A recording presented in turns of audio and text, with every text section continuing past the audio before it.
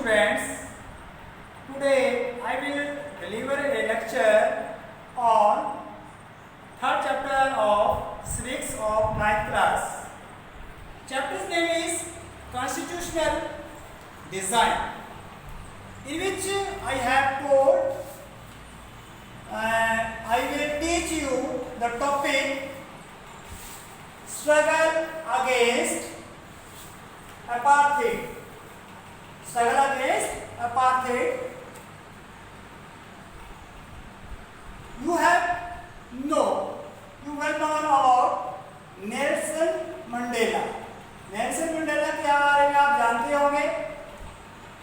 He was a great leader of South Africa. He was the great freedom fighter of South Africa. जिस तरह से हमारे देश के जो फादर ऑफ नेशन कहलाते हैं महात्मा गांधी, उसी तरह से साउथ अफ्रीका के लिए नेल्सन मंडेला जो थे वो एक फादर ऑफ नेशन थे. Dear students, he fought for South Africa's freedom. South Africa की फ्रीडम के लिए उन्होंने फाइट किया. The white European imposed the apartheid system on South Africa. ध्यान से सुनिए. The white Europeans imposed the apartheid system on South Africa during the 17th and 18th century. 18वीं शताब्दी में व्हाइट यूरोपियंस ने साउथ अफ्रीका के ऊपर apartheid system को लागू कर दिया था. अब मैं आपको बताऊंगा कि अपार्थाइड सिस्टम क्या था. अपार्थाइड सिस्टम एक रेशियल डिस्क्रिमिनेशन था, जातीय भेदभाव, जाति भेदभाव, रंग भेदभाव. अपार्थाइड सिस्टम का मतलब होता है divided the people and labelled them on the basis of their skin colour. Skin colour के आधार पर डिस्क्रिमिनेट करना. तो जब नेल्सन मंडेला ने इसका विरोध किया, he and 7 other leaders were put into the jail due to oppose of apartheid system. जब इस रंग भेद की नीति का, इस रेशियल डिस्क्रिमिनेशन का नेल्सन मंडेला ने विरोध किया, तो उसे और उसके 7 लीडर्स को जेल में डाल दिया गया था. उस जेल का नाम था रोबेन आइलैंड, और उन्हें तो जेल में डाला गया था 1964. 28 इयर्स तक वो जेल में रहे थे. तो डियर स्टूडेंट्स, साउथ अफ्रीका के ऊपर व्हाइट यूरोपियंस ने कब्जा कर लिया था. एक ट्रेडिंग कंपनी साउथ अफ्रीका में आई थी और धीरे धीरे उसने साउथ अफ्रीका के ऊपर कब्जा कर लिया, और परमानेंट वो वहां पर उस यूरोपियन कंट्रीज के शासक जो परमानेंट वहां पर सेटल हो गए और साउथ अफ्रीका के ऊपर कब्जा कर लिया, और वहां पर उन्होंने अपनी सरकार बना दी. ये व्हाइट यूरोपियंस केवल 25% थे, लेकिन साउथ अफ्रीका के जो ब्लैक पीपल थे वो 75% थे. फिर भी उनके साथ डिस्क्रिमिनेशन किया जाता था, क्योंकि साउथ अफ्रीका के ऊपर यूरोपियन कंट्री का शासन था, कब्जा था. तो डियर स्टूडेंट्स, अपार्थाइड का मैंने आपको बताया, मतलब बताया racial discrimination, in which the people is divided on the basis of their skin colour. तो उसमें मेनली दो ग्रुप थे, एक व्हाइट और एक ब्लैक। व्हाइट वो लोग थे जो गोरे थे, यूरोपियन कंट्रीज के लोग, और ब्लैक कौन थे? डार्क कलर, जिनका जो रंग था बिल्कुल डार्क था। और ये जो थे वो native people of south Africa, south Africa के नेटिव पीपल थे, वहां के स्थायी निवासी। और ये जो थे वो 75% जो थे वो native people of south Africa के थे। और कलर्ड में कौन आते थे? मिक्स, ना तो वो व्हाइट थे ना तो वो ब्लैक थे। तो इसमें Indians people were also lived there, Indian people भी वहां पर रहा करते थे। तो इंडियन पीपल जो कलर्ड में आते हैं, मिक्स। तो डियर स्टूडेंट्स, उसमें की गवर्नमेंट जो थी वो उन्होंने अपार्थाइड सिस्टम को बनाया था रेशियल डिस्क्रिमिनेशन को बनाया था, रंग भेद की नीति को बनाया था, जातीय भेदभाव किया जाता था। तो इसके अंतर्गत जो व्हाइट रूलर्स थे वो all white rulers consider the non whites as inferiors. White people जो थे वो नॉन व्हाइट पीपल को घटिया समझते थे, considered as inferiors. They discriminated them as, उनके साथ किस तरह का भेदभाव किया जाता था? ब्लैक पीपल के साथ और कलर्ड पीपल्स के साथ व्हाइट पीपल्स किस तरह का भेदभाव करते थे? They did not have voting rights। देखिए, उनको वोट देने का अधिकार नहीं था। किसको? नॉन व्हाइट पीपल को वोट देने का अधिकार नहीं था। हालांकि वो देश में मेजॉरिटी में थे, लेकिन गवर्नमेंट किसकी थी? गवर्नमेंट जो थी वो व्हाइट पीपल की थी। वोट देने का अधिकार नॉन व्हाइट पीपल्स को अपने देश में रहते हुए नहीं था। Next, they were forbidden from living in white areas. उन्हें जो व्हाइट एरियाज में, व्हाइट लोगों के एरिया में जाने की इजाजत नहीं थी, रहने की इजाजत नहीं थी, परमिशन नहीं थी। They could not work if they had, they could work only if they had permit। वो वहां पर उस एरिया में कार्य कर सकते थे अगर उनको परमिशन मिल जाती। Number 3, trains, buses, taxis, hotels, hospitals, school, cinema halls, beaches, swimming pools, public toilets were all separate for whites and blacks। White और ब्लैक्स के लिए चाहे वो ट्रेन हो, चाहे वो स्कूल हो, चाहे वो सिनेमा हॉल्स हो, उनके लिए सभी के लिए क्या था? अलग अलग था, सेपरेट था, सब कुछ सेपरेट था। This was called segregation. इसको क्या कहेंगे? सेग्रेगेशन कहते थे। मतलब व्हाइट पीपल के लिए अलग ट्रेन और नॉन व्हाइट्स के लिए अलग ट्रेन। इस तरह से ये सारी चीजें उनके लिए, सभी के लिए अलग अलग थी। ठीक है, नेक्स्ट पॉइंट हमारा, फोर्थ पॉइंट हमारा है, they could not visit the church where the whites worship. Church भी अलग थी। देखो, they could not visit the churches. तो नॉन व्हाइट पीपल्स को जो था वो चर्च में जाने की इजाजत नहीं थी, वेयर द व्हाइट वर्शिप, जहां पर व्हाइट पीपल जो थे वो या गोरे लोग पूजा करते थे।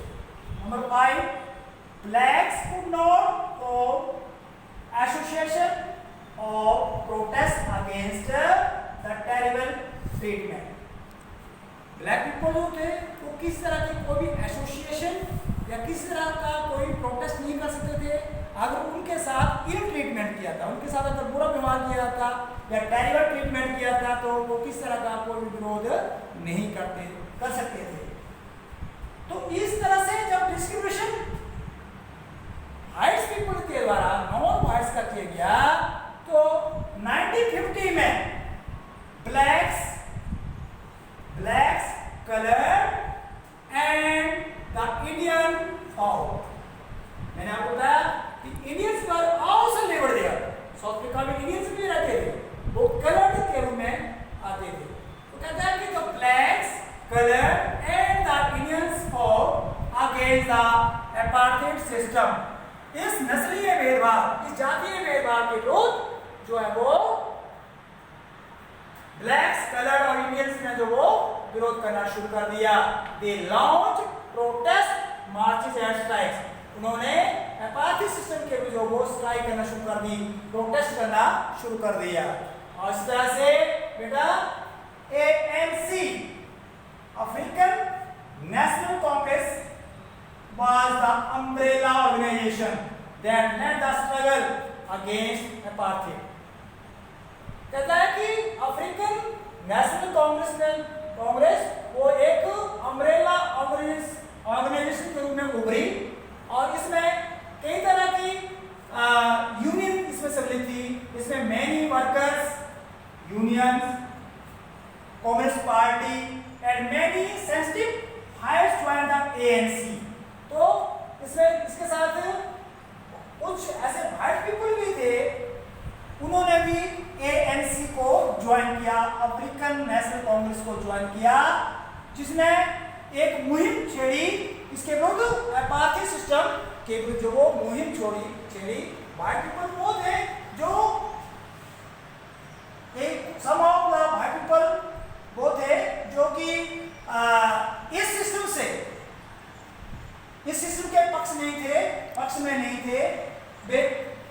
They consider the system as a unjust, मतलब इसको अन्यायपूर्ण, एपार्थाइड सिस्टम को एक अन्यायपूर्ण मानते थे। इसलिए इन्होंने ANC का पूरा साथ दिया, अफ्रीकन नेशनल कांग्रेस। जैसे भारत के अंदर एक इंडियन नेशनल कांग्रेस की स्थापना की गई थी 1885 में और उसके लीडर ने एक बहुत बड़ा रोल अदा किया था भारत को फ्रीडम दिलवाने में। इसी तरह से साउथ अफ्रीका में अफ्रीकन नेशनल कांग्रेस एक ऐसी बहुत बड़ी पार्टी थी जिसने कि साउथ अफ्रीका को जातीय भेदभाव से, रेशियल डिस्क्रिमिनेशन से, एपार्थाइड सिस्टम से स्वतंत्र करवाने में बहुत बड़ा योगदान दिया था। कहते हैं कि when the protest increase, अब प्रोटेस्ट कौन कर रहे हैं? African National Congress and other organisation who were included in ANC। कहते हैं कि when the protest increase, जब प्रोटेस्ट बढ़ता गया, डिस्क्रिमिनेटरी लॉज पर रिपेयर, तो डिस्क्रिमिनेटरी लॉ भी और बढ़ गए थे और सरकार ने तो अपने डिस्क्रिमिनेशन को बढ़ा दिया, भेदभाव बड़े कानूनों को और बढ़ा दिया। तो उस समय क्या किया सरकार ने? बैन ऑन पॉलिटिकल पार्टीज के ऊपर क्या कर दिया? बैन लगा दिया। एंड रेस्ट्रिक्शंस ऑन मीडिया के ऊपर पाबंदियां लगा दी और कई तरह के प्रोटेस्ट का विरोध किया। इसके साथ कहता है कि अदर्स कंट्रीज पर आल्सो अपोज, दूसरे देश भी साउथ अफ्रीका की उसमें की गवर्नमेंट जिसने कि अपार्थाइड सिस्टम को अपना रखा था उसका विरोध कर रही थी।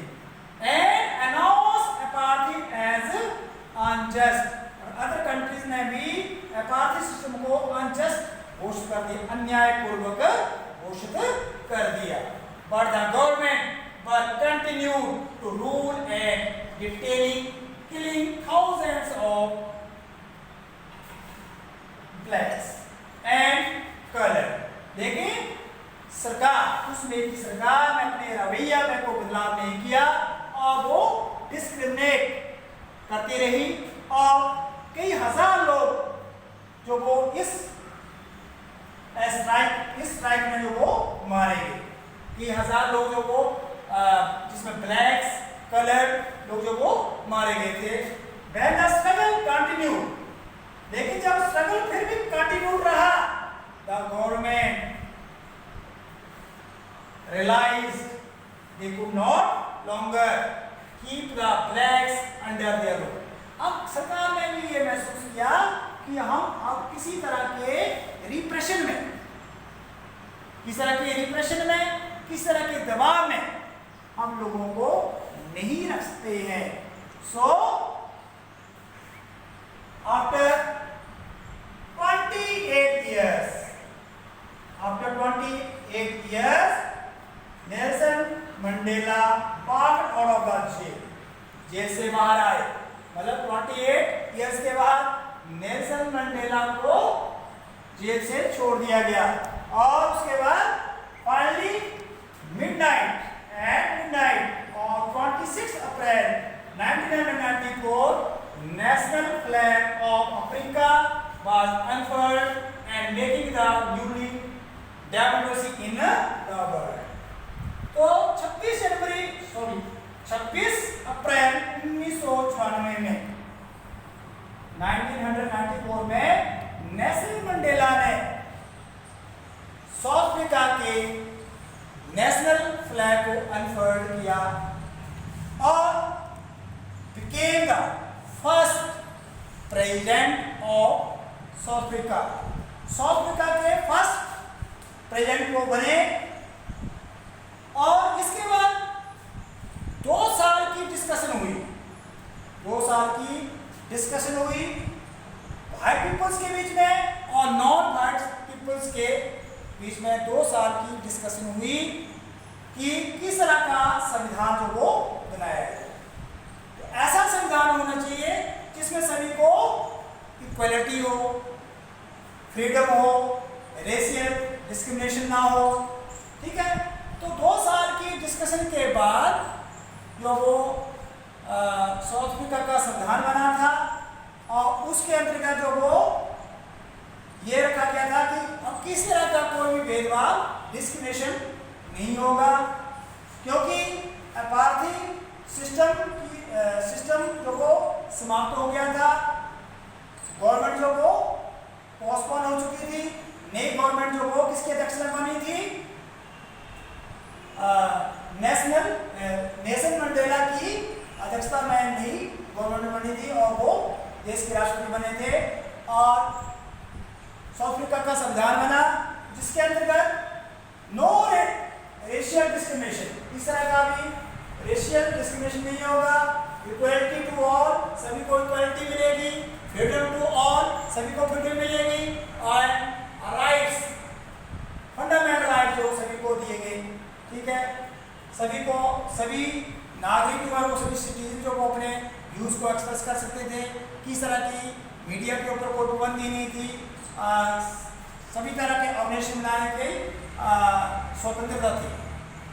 तो इस तरह से ये जो स्ट्रगल था अपार्थी सिस्टम के विरुद्ध